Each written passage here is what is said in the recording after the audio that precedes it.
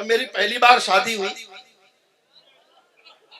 Tension में मत रहो। देखो फिर आप, पहली बार शादी हुई, मैं पहली बार ससुराल गया तो बहुत सुंदर साली को देखा, बहुत सुंदर साली देखी तो सास से बहुत झगड़ा किया, बहुत झगड़ा किया। मैंने कहा जब आपके घर में रसमलाई थी तो मेरे को दही बड़ा क्यों पकड़ा? आनंद लेना। इतनी बेटियां बैठी हैं, महिलाएं बैठी हैं, मैं इन सबका अभिनंदन करता हूं। मेरे घर नन्ही बेटी ने जन्म लिया तो मैंने कहा कि मेहंदी कुमकुम रोली का त्योहार नहीं होता। मैंने बहुत रंगों की कविताएं लिखी हैं, एक रंग ये भी दिखाता हूँ, जो लोग शायरी सुनने वाले, कविता सुनने वाले लोग हैं उन तक भी पहुंचता हूँ कि मेहंदी कुमकुम रोली का त्योहार नहीं होता, रक्षाबंधन के चंदन का प्यार नहीं होता, उसका आंगन हरदम सूना सूना रहता है जिसके घर में बेटी का अवतार नहीं। वाह क्या बात है, बहुत। बेटी और बेटे में अंतर क्या होता है, मैं एक पंक्ति का अंतर बताता हूँ कि इस धरती पर मात्र शक्ति का मान नहीं जा सकता है, नर के मन से नारी का सम्मान नहीं जा सकता है। बेटा घर में हो तो बेशक चूल्हा ठंडा रह जाए, बेटी घर हो तो भूखा मेहमान नहीं जा सकता। क्या बात, वाह। हमने उन बेटियों को मारना जलाना शुरू कर दिया साहब। फिश के बच्चे ने फिश से पूछा कि माँ हम लोग पानी में क्यों रहते हैं, जमीन पर क्यों नहीं रहते? तो फिश ने कहा बेटा हम लोग फिश है ना इसलिए पानी में रहते हैं, जमीन पर तो सेल्फिश रहते हैं। कई बार मैं कविताओं को पूजा की तरह लेता हूँ। पूजा जैसी एक कविता का एक अंश सुनाता हूँ, पहले आपको मेरे ध्यान में आ गया मातृशक्ति को बैठे देखकर कि बेटियां भगवान का सबसे बड़ा वरदान है।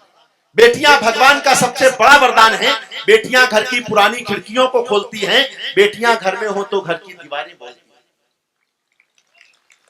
तालियां कमजोर ना हो, अच्छी कविता जब भी हो तब आपकी जिम्मेदारी ज्यादा होती है कि बेटियां भगवान का सबसे बड़ा वरदान है। बेटियां घर की पुरानी खिड़कियों को खोलती हैं, बेटियां घर में हो तो घर की दीवारें बोलती हैं। बेटियों ने घर का हरदम नाम ही रोशन किया है, वक्त पर बनकर के मीरा जहर का प्याला पिया है, हाथ में तलवार लेकर लक्ष्मीबाई बनी है, इंदिरा बनकर समूचे विश्व के आगे तनी है, मदर टेरेसा बनी करुणा का सागर हो गई है, जाके नासा में सितारे आसमान में बो गई हैं, ऐस बन सौंदर्य से सारे जहां को जितलाई, सायना बन खेल के मैदान में भी खिलखिलाई, सुन लता मंगेशकर सुर के समंदर डोलते हैं। अरे मूर्ख है जो बेटियों को बेटों से कम तोलते हैं, मूर्ख हैं जो बेटियों को बेटों से कम तोलते हैं। बाप की पगड़ी है, माँ का रेशमी परिधान है, बेटियां भगवान का सबसे बड़ा वरदान। पूरा इतिहास पढ़ता हूं एक बंद में, लंबी कविता है कि पद्मिनी बनकर के जौहर की कला दिखला गई, पद्मिनी बनकर के जौहर की कला दिखला गई हैं, पति के प्राणों के लिए यमराज से टकरा गई हैं। मूर्ख कालिदास ने विद्योतमा से बुद्धि पाई और एक रत्नावली ने राह तुलसी को दिखाई, गार्गी ने विद्वता से ज्ञान को आगे बढ़ाया और सीता ने जहां को धर्म पत्नी का बताया। एक राधा के बिना है कृष्ण का किस्सा अधूरा, भक्ति रस को प्राण देता एक मीरा का तबूरा। सरस्वती जी आज जग में ज्ञान की देवी बनी है, लक्ष्मी जी सारी दुनिया के कुबेरों पर तनी है और दुर्गा शक्ति का वरदान बनकर छा रही है। बेटियां ही हैं जो सारी सृष्टि को महका रही हैं। बेटियां धरती का गौरव है, गुणों की खान है, बेटियां भगवान का सबसे बड़ा वरदान है। हम घर की महिलाओं का, बेटियों का, बच्चियों का सम्मान करें तब कहीं हमारे घरों में खुशहाली आती है।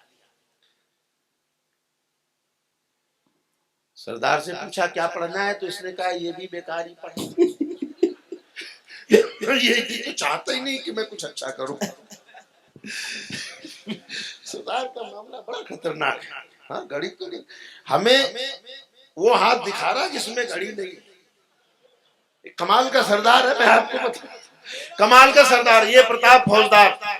जैन भाई रात को 12 बजे ये आदमी, रात को 12 बजे ये आदमी खिड़की पे खड़ा हो गया और खिड़की पे खड़े होकर रात को 12 बजे जो कविता लिखी उससे बढ़िया कविता नहीं हो सकती साहब। आनंद की रात को 12 बजे क्या लिखा, रात को 12 बजे खिड़की से सड़क पर देखा तो सड़क पर कोई नहीं था। क्या बढ़िया कविता है। अगली लाइन पे ठा के देना, बोले रात को 12 बजे खिड़की से सड़क पर देखा तो सड़क पर कोई नहीं था और सड़क पर जाकर देखा तो खिड़की पर कोई नहीं।